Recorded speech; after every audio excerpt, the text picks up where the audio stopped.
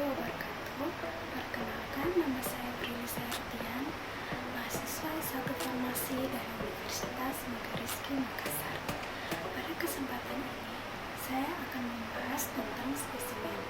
Yang pertama, spesimen sputum. Spesimen sputum atau dahak. Apa itu sputum atau dahak? Sputum adalah lendir dan materi lainnya yang dibawa dari paru-paru, bronkus, dan trakea yang mungkin dibatukan dan dimuntahkan atau ditelan. Kata sputum yang dipinjam langsung dari bahasa Latin meluda disebut juga dahak. Macam-macam sputum atau dahak. Yang pertama, yang dihasilkan sewaktu membersihkan berasal dari sinus atau saluran hidung dan bukan berasal dari saluran nafas bagian bawah. Yang kedua, dahak banyak sekali dan puralen, kemungkinan merupakan proses supuratif, contohnya abses paru. Yang ketiga, dahak yang terbentuk perlahan dan terus meningkat, yang merupakan tanda bronkitis. Yang keempat, dahak merupakan proses infeksi. Yang kelima, dahak hijau yang merupakan proses penimbunan nanah. Yang keenam, dahak merah muda dan berbusa yang merupakan tanda edema paru akut. Yang ketujuh, dahak berlendir, lengket, abu-abu putih, tanda bronkitis kronis. Yang kedelapan, dahak berbau busuk yang merupakan tanda abses paru. Teknik pengambilan sputum. Yang pertama, pengambilan sputum dilakukan di tempat terbuka dan jauh dari kerumunan, atau gunakan kamar terpisah yang mempunyai fasilitas cukup. Yang kedua, pasien dalam posisi berdiri atau duduk agak condong ke depan, kemudian kumur terlebih dahulu sebelum pengambilan dahak. Yang ketiga, pada pagi hari setelah bangun tidur, penderita menarik nafas dalam-dalam, kemudian batukan sekuat-kuatnya sampai merasakan dahak yang dibatukan keluar dari dada dan bukan dari tenggorokan.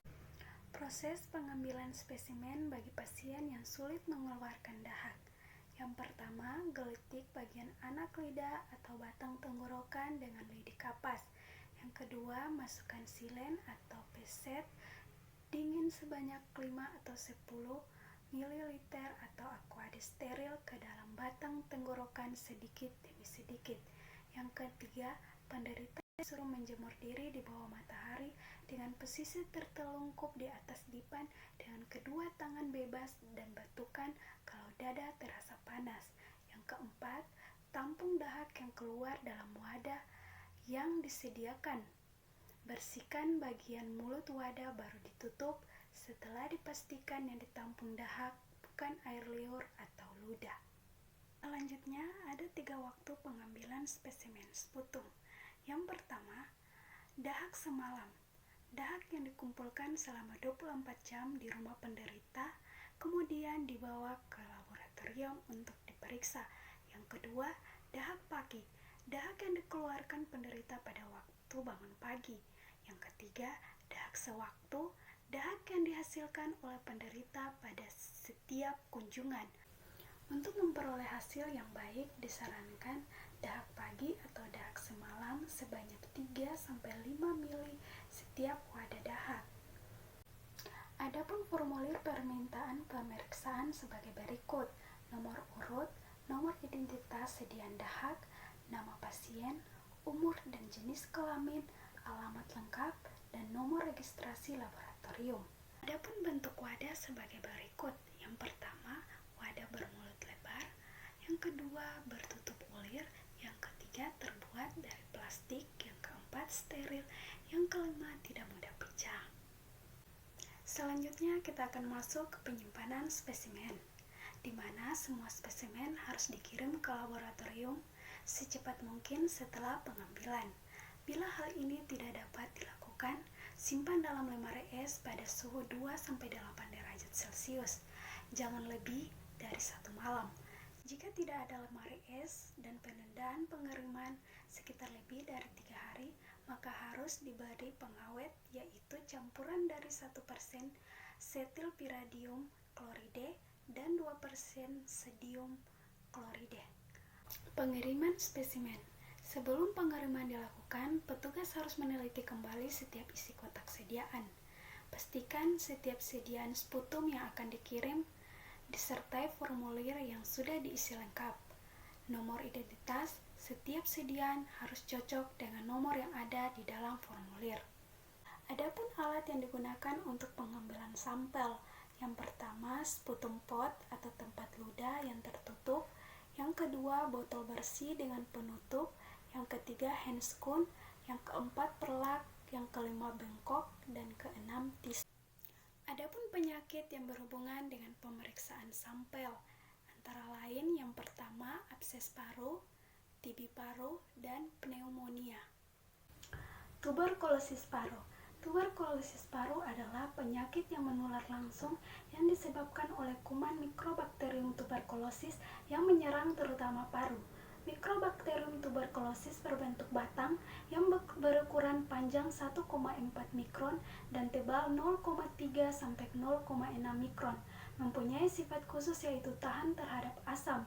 Karena itu disebut sebagai basil tahan asam atau BTA. Tanda dan gejala paling umum pada penderita tuberkulosis paru antara lain batuk terus-menerus dan berdahak selama 3 minggu atau lebih, mengeluarkan sputum, sesak napas, dan nyeri pada dada dan lemah, badan berkeringat pada malam hari, meriang lebih dari sebulan. Adapun faktor-faktor terjadinya penyebaran penyakit TBC yaitu yang pertama, daya tahan tubuh rendah, kedua, tingkat penularan, yang ketiga, faktor klinis, lingkungan, dan kontak. Selanjutnya, terapi pengobatan tuberkulosis paru. Untuk penyakit TB aktif, diobati dengan terapi kombinasi yang terdiri dari 3 atau lebih obat, dan biasanya 4. Pasien dengan TB aktif umumnya diberikan isoniazid, rifampicin, pirazinamid, dan ethambutol selama 2 minggu yang merupakan fase intensif. Untuk fase lanjutan akan diberikan isoniazid dan rifampicin selama 4 bulan untuk memusnahkan sisa bakteri yang telah masuk dalam kondisi dorman. Yang kedua, pneumonia. Pneumonia adalah kondisi di mana seseorang mengalami infeksi yang terjadi pada kantung udara dalam paru-paru orang tersebut. Kantung udara yang terinfeksi tersebut akan terisi oleh cairan maupun dahak purulent. Adapun penyebab utama pneumonia adalah infeksi virus, bakteri, ataupun jamur. Gangguan dan gejala pada pneumonia. Yang pertama, nyeri dada pada saat bernafas atau batuk. Kedua, batuk berdahak. Ketiga, mudah lelah, demam, dan menggigil. Yang keempat, sesak nafas dan gangguan pada kesadaran, terutama yang berusia lebih dari 65 tahun. Untuk memastikan diagnosa pneumonia, dilakukan pemeriksaan selanjutnya seperti tes urin, tes darah, tes dahak atau sputum, CT scan, dan rongseng dada. Selanjutnya, pengobatan pneumonia.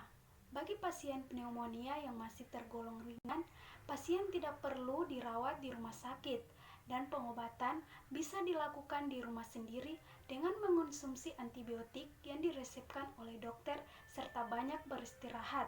Bahkan pasien juga dianjurkan untuk melakukan hal-hal berikut ini agar gejala pneumonia bisa cepat mereda. Yang pertama, minum obat pereda rasa sakit seperti paracetamol atau ibuprofen untuk membantu menurunkan demam.